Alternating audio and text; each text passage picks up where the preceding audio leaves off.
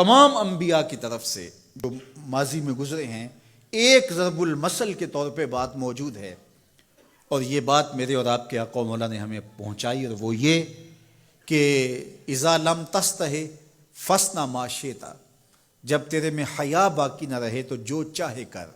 چونکہ حیا مانے ہوگا نا یہ بڑا ہے، حیا مانے ہوگا کہ یہ ماں ہے اور یہ بات میں نے نہیں کہنی، حیا روکے گا کہ یہ باپ ہے اس کے سامنے یہ کام نہیں کرنا، حیا روکے گا کہ یہ میرے رسول صلی اللہ علیہ وسلم کی طرف سے ممانعت ہے اور میں حضور علیہ السلام کا سامنا کل قیامت کے دن کرنا ہے، حیا روکے گا کہ یہ میرے رب کا فرمان ہے اور کیا میرا اللہ مجھے دیکھ نہیں رہا.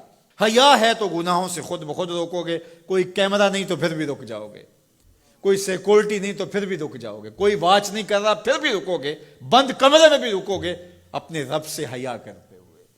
لیکن اگر رب سے حیا نہیں ہوگا، اس کے رسول سے حیا نہیں ہوگا، تو پھر جو مرضی کرو، پھر تمہیں نہ کوئی کیمرہ روک سکتا ہے، نہ باپ روک سکتا ہے، نہ ماں روک سکتی ہے، نہ بڑا بھائی روک سکتا ہے، کوئی نہیں روک سکتا تمہیں جب تمہارے اندر حیا نہیں ہے. حیا ہوگا تو پھر گناہوں سے خود بخود بچتے چلے جاؤ گے، برے اعمال سے بچتے چلے جاؤ گے، بد اخلاقی سے بچو گے، زبان سے جملہ نکالنے سے قبل سوچو گے کہ یہ جملہ مناسب نہیں ہے تو میں اس کو کبھی بھی نہیں بول سکتا، اس لیے کہ حیا مانے ہو جائے گا اور طبیعتوں کے اندر ایک نور پیدا ہوتا چلا جائے گا.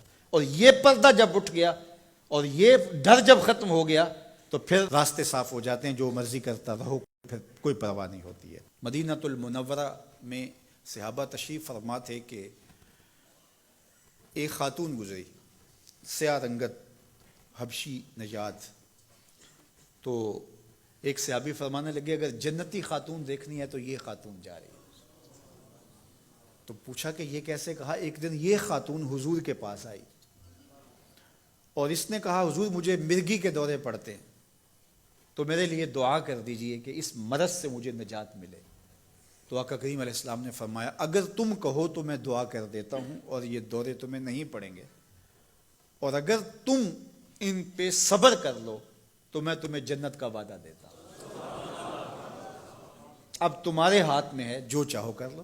اس خاتون نے بغیر تأمل کے کہا مجھے جنت والا وعدہ قبول ہے، دورے پڑتے رہے کوئی بات نہیں، مجھے جنت والا وعدہ قبول ہے، لیکن حضور ایک کرم میرے پہ فرمائیے، وہ یہ کہ جب مجھے دورہ پڑتا ہے تو میں گر پڑتی ہوں، تو گر جانے کی وجہ سے سطر کا خیال نہیں رہتا، ظاہر ہے بے ہوشی ہو جاتی ہے، تو میرے پہ یہ کرم فرمائیے، دعا کیجئے جب میں گروں تو اللہ میرے سطر کی حفاظت کرے. تو حضور نے یہ دعا کر دی. اب وہ گرتی تھی لیکن اس کا سطر نہیں کھلتا تھا. اللہ اکبر. تو اس کو کتنا خیال تھا اپنے پردے کا، کتنا خیال تھا اپنے سطر کا. یہ جمال ہے عورت کا، عورت مستور ہے، عورت کو عورت کہا جاتا ہے، مستور سطر سے ہے، یہ پردے کی چیز ہے. اور اللہ جل شانہ نے اوڑھنیاں اوڑھ کر کے رکھنے کی خواتین کو تلقین کی. آج جدید مفکرین تو عورت کے ساتھ مصافحہ کے راستے بھی نکال رہے ہیں. وہ کسی نے کہا تھا یہ عورت کی آزادی نہیں ہے، یہ عورت تک پہنچنے کے لیے مرد آزادی چاہتے ہیں.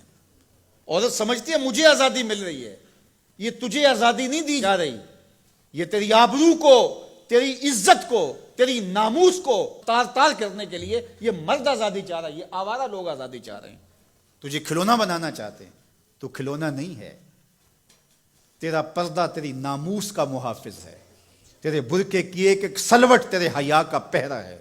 آج مغرب مختلف ذرائع سے ہم سے یہ جوہر چھیننا چاہتا ہے. تو اب ہمارے اوپر تہذیبی یلغار کے ذریعے سے، میڈیا یلغار کے ذریعے سے، تمدنی یلغار کے ذریعے سے، مختلف ناموں سے، مختلف ایام منانے کے ذرائع سے ہم سے اگر ہمارے جوہر حیا کو چھین لیا جاتا ہے تو ہمارے پلے کیا بچتا ہے؟ کیا ہم گو کوڑا قوم ہے کہ جو کوئی لے کے آئے اور اسی کے پیچھے چل پڑے؟ کیا ہمیں نہیں پتا کہ ہم کون ہیں؟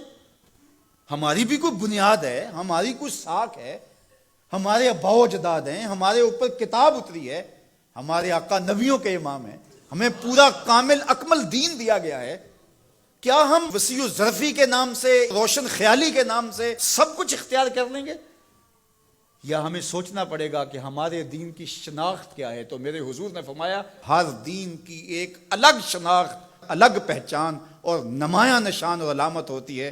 اسلام کی وہ نمایاں علامت حیا ہے۔ اگر حیا ہے تو دین ہے، اگر حیا نہیں ہے تو دین نہیں ہے۔